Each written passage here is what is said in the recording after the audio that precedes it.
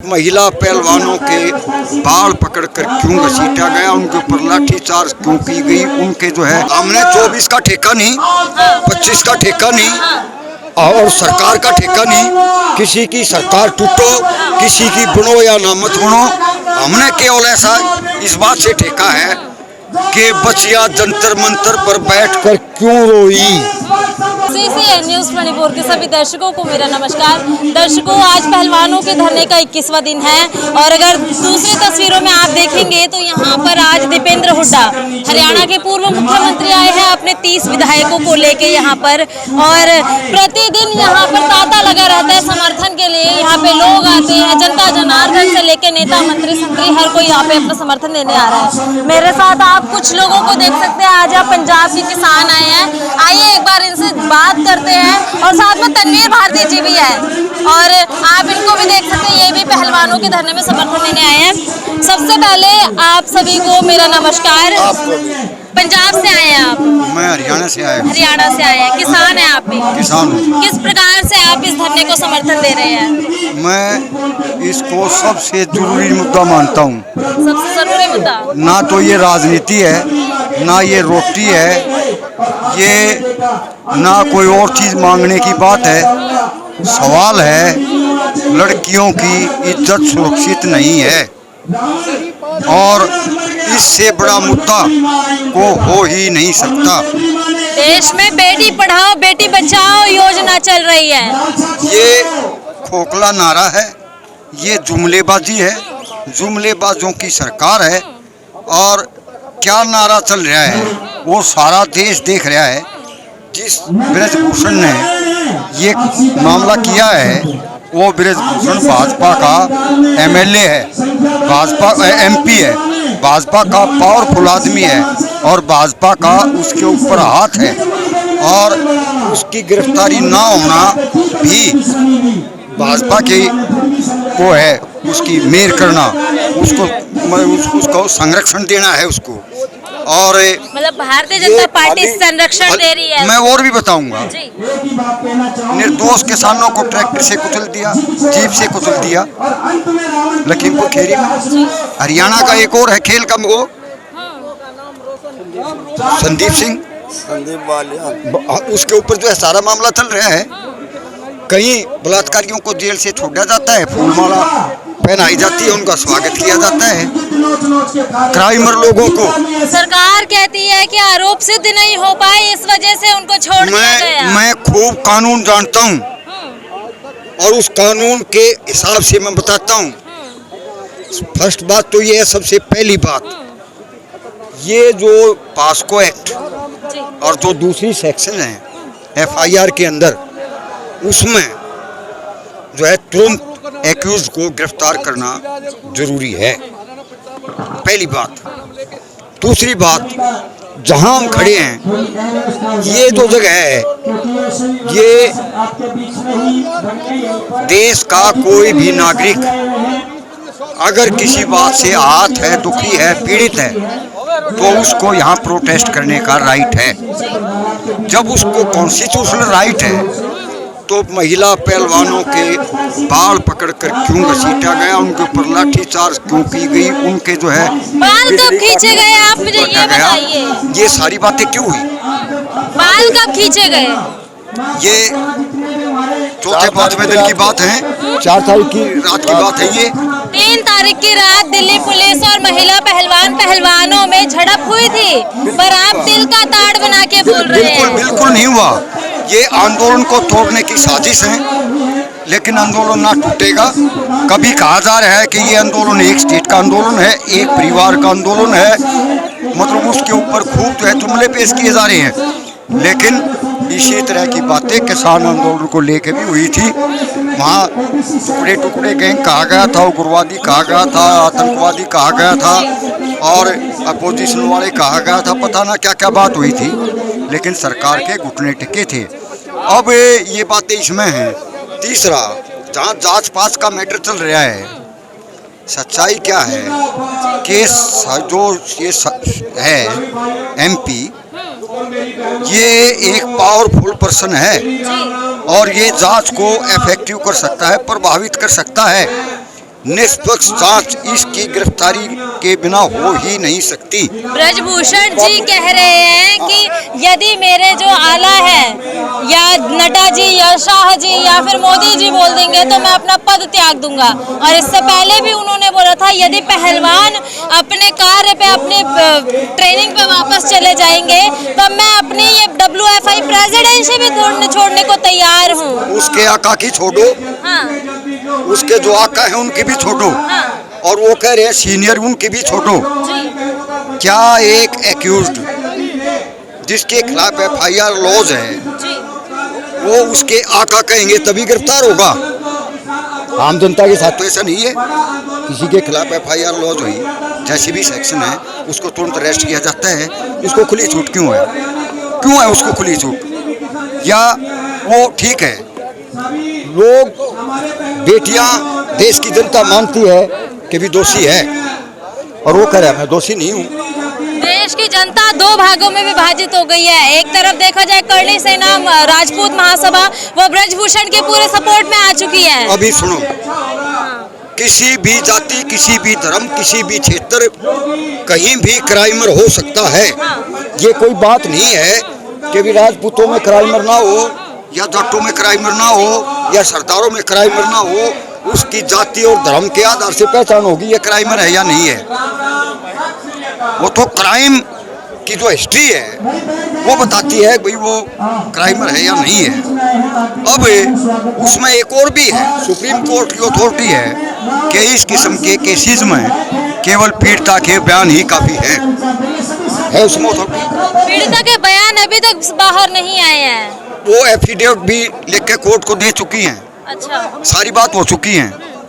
अब कभी इसको कहा जा रहा है कि भाई ये तो राजनीतिक मैटर है, जी, राजनीति कर रही कहा है। जा रहा है कि ये 24 के लिए एक विपक्ष का केवल और केवल प्रोपेगेंडा है। हमने 24 का ठेका नहीं, 25 का ठेका नहीं और सरकार का ठेका नहीं। किसी की सरकार टूटो, किसी की बुनो या ना मत बुनो, हमने केवल ऐसा इस बात से ठेका है कि बचिया जंतर मंतर पर बैठकर क्यों रोई। जवाब चाहिए इस बात का, उनके साथ ऐसा क्यों किया गया और उनके साथ ऐसा हुआ है तो केंद्रीय सरकार उसके बचाव पर क्यों तुली हुई है। मतलब सेंट्रल गवर्नमेंट ब्रजभूषण का संरक्षण कर रही है, आप ये कह रहे हैं? बिल्कुल 100% कर रही है। अनुराग ठाकुर का बयान आया बीच में, कह रहे हैं कि जितनी पहलवानों की मांगे हैं पूरी करी जा रही है, धरना अभी उठा लेना चाहिए। कौन सी मांगे? FIR कटने की बात बोली थी, पहले FIR कट चुकी है। सुनो, FIR जो कटी वो सुप्रीम कोर्ट के दखल से कटी है। हाँ। सुप्रीम कोर्ट ने जब हस्तक्षेप किया है उसकी डायरेक्शन के ऊपर FIR कटी है। इसमें सरकार का क्या रह गया? पीड़िता के बयान ले गए, मुलजिम के खिलाफ FIR लॉन्च करो और उसको तुरंत अरेस्ट करो, ये होना चाहिए था। ब्रजभूषण कह रहे हैं कि मेरे खिलाफ अगर आप जांच बिठा रहे हैं, जांच बिठाइए, जांच में अगर कुछ मिलेगा तो मैं फांसी चढ़ने को तक तैयार हूँ। एक बात बताओ, हाँ। बिल्ली को दूध का रखाड़ा छोड़ दे तो दूध बचेगा? अब वो उसमें है, सरकार में है, पावरफुल बॉस पे है, तो वहाँ निष्पक्ष जांच हो ही नहीं सकती। निष्पक्ष जांच हो ही नहीं सकती। ब्रजभूषण पे ये लिखे हैं, उस पे तो है ना 50-60 FIR पहले भी लॉज हैं, पहले भी लॉज हुई हैं। उसका आचरण क्या रहा है, क्राइमर की हिस्ट्री क्या है, वो इंडिकेट करती है कि किस स्तर का क्राइमर है। और राजनीतिक संरक्षण है उसको। एक क्राइमर को राजनीतिक ताकत मिल जाए तो कितना खूंखार हो सकता है, इससे अंदाजा लगाया जा सकता है। अच्छा, इससे लगाया जा सकता है। मैं एक सवाल लेना चाहूंगी कि ये जो जंग है, जो ये आंदोलन है, ये बेटियों की आबरू की लड़ाई है, लेकिन यहाँ पर कुछ इस प्रकार के नारे लगे हैं हाल फिलहाल के दिनों में, मोदी तेरी कब्र खुदेगी, मनुवाद मुर्दाबाद, RSS मुर्दाबाद। इन नारों से किस प्रकार से ये धरना पूर्ण होगा, सफल होगा, आप ये बताइए। एक बात बताइए, जी, मान लो किसी बाप का एक ही लड़का है और वो लड़का गलत काम करता है, वो माँ बाप समझाने के बाद भी वो अगर नहीं मानता लड़का, तो दुख मैनू कहा भाई इससे अच्छा था तू मर जा, जबकि उसके मरने से उसका सर्वनाश होता है। ये जनता की आत्मा की आवाज है, उसका दुख प्रकट हो रहा है, आक्रोश है ये। और उस आक्रोश को माननीय प्रधानमंत्री ने गंभीरता से लेना चाहिए। और दूसरा एक उसके जो हितैषी है ना, वो बिना बताऊं वो मैं बता दूं, ये उनकी राजनीति के लिए भी बहुत हानिकारक है। सब ये मानते हैं भाई क्राइम का अड्डा हो गया। जब देश की ये लड़कियां हैं, गोल्ड मेडलिस्ट हैं, इन्होंने एक फेस है, ये इंटरनेशनल लेवल पर इनकी पहचान है और इंटरनेशनल मीडिया दिल्ली में है। दिल्ली देश की कैपिटल है, बाहर भी जाता है भाई किस तरह का सम्मान किया जाता है खिलाड़ियों का। ये सारी बातें देश की जो इज्जत है वो भी मिट्टी में मिलने लग रही है। वो जो सारा जो खतरा होने लग रहा है, ये जो बातें हैं ये कब तक चलेंगी? ये जनता ने सब जान लिया। अभी बिहार से यहाँ आए, बंगाल से आए, आसाम से आए, हरियाणा से, पंजाब से, कर्नाटका से, राजस्थान से, दिल्ली से, हर स्टेट से यहाँ आदमी आते हैं, किसान संगठन आते हैं, सौर खापे आती हैं। और वो कह रहे हैं कि ये तो एक परिवार का रोड़ा है या एक परिवार का झगड़ा है। तो उन्होंने आँख से पट्टी खोल लेनी चाहिए। आँख से पट्टी खोल पूरा उसको जो ना दिखाई देने लग जाएगा। अब दुर्योधन, देखिए मैं आपसे एक सवाल करना चाहूँगी। अब बातें ये भी उठ रही है कि जो 360 खापे हैं जो आज यहाँ पे समर्थन देने के लिए महिलाओं के लिए पहुँचे, बहुत अच्छी बात है। ये जनता के सवाल है कि ये खापे तब कहाँ रहती है जब इनसे भी ज़्यादा निर्मम रेप होते हैं, हत्याएं होती हैं महिलाओं की, तब ये खापे कहाँ थी? जब एक अंजलि नाम की लड़की को रगड़ के मार दिया गया, अंकिता भंडारी नाम की लड़की को रगड़ के मार दिया गया, तब ये खापे कहाँ थी? तब कहाँ चुप बैठी थी? ये केवल एक राजनीति है। खापों का एक इतिहास रहा है कि जोड़ना, बसाना, भाईचारा कायम करना। और खापे जो है ना वो तनख्वाह नहीं है, वो वेतनभोगी भी नहीं है। खापे जो है दिल से, मन से, सच्चाई को मान के और जो है बसने घसने वाला काम करती हैं खापे। खापे इस तरह का कोई काम नहीं करती। खाप जो है ये मजिस्ट्रेट को तनख्वाह लेते हैं, सीजीआई भी तनख्वाह लेता है, प्रधानमंत्री भी तनख्वाह लेता है, राष्ट्रपति भी तनख्वाह लेता है। लेकिन खाप हिंदुस्तान में एक ऐसी चीज़ है अब वो न्याय के लिए काम करती है, बसने घसने के लिए काम करती है।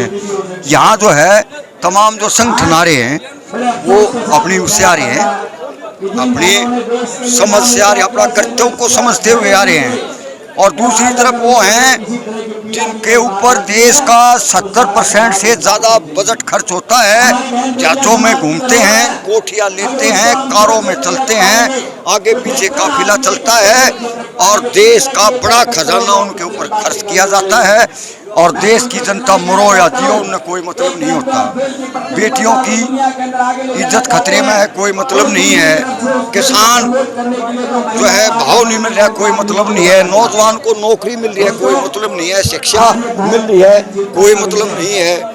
और उनको जो इन बातों से कोई मतलब नहीं है। जिनकी ड्यूटी है इस बात की तनख्वाह लेते हैं और उसमें जो है आप जो है बहुत बड़ी राशि उड़ाते हैं, खाते हैं, सब कुछ करते हैं। तो ये क्या है? ये देश है ना, 4 आदमी वाला देश नहीं है। ये देश है 1 अरब 42 करोड़ लोगों का देश है। उस देश में चाहे किसी जाति, किसी धर्म, किसी क्षेत्र का आदमी हो, वो देश उसका भी है। देश टाटा का नहीं, बिरला का नहीं, जिसके रेल बेच दिया, खेल बेच दिया, तेल बेच दिया, जहाज बेच दिए, बंदरगाह बेच दी, हर चीज जो है बेच के उनकी झोली में डाल दी। मैं पूछता हूँ ये संसाधन तेरे बाप की कमाई के नहीं थे, ये संसाधन जनता की मेहनत की कमाई से खड़े किए गए थे, देश के पैसे से खड़े किए गए थे।